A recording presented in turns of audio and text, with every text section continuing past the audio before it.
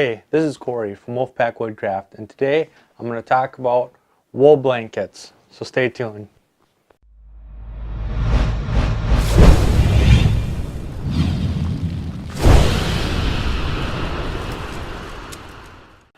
Alright, so I have 3 different wool blankets here, and I'm going to get this one out of the way. This is a cheap military surplus wool blanket that I got, and it was inexpensive. That's why I got it. And it's itchy, scratchy, pokey. All the horror stories you hear about wool are all wrapped up into this blanket.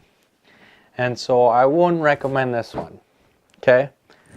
But what I also have is I have a US military wool blanket. Now this is much softer and it's a little bit more expensive, but it's way softer. It's a lot nicer. It's easier to wash and it's easier to clean.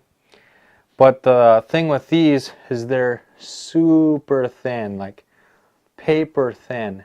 Okay? So you really gotta layer them so that you can create barriers so that you can keep the warmth in, because it's the loft that keeps you warm, not the actual blanket itself, but the dead air space in the loft. And so because this is so thin, there's no loft, and so it just uses that dead air space.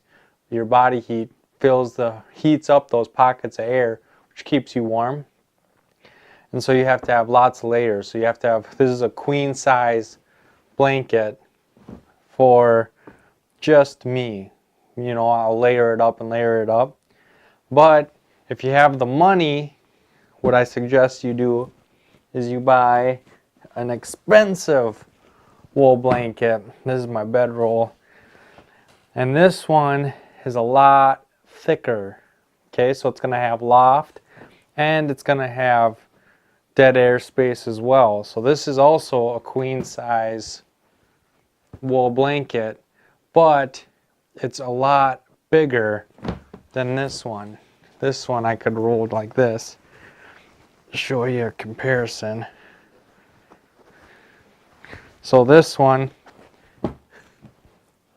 alright, so see how much smaller that is? And look at how much more narrow it is. So this one's folded up. They're the same size, but this one's just folded up a lot more. But this one has a lot more loft than this one. This one is tiny. Okay, so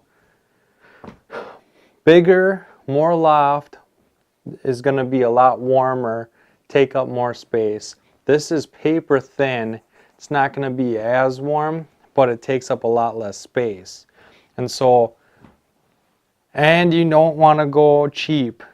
Okay, cheap is going to be itchy and not a good experience. Spend a little bit of money.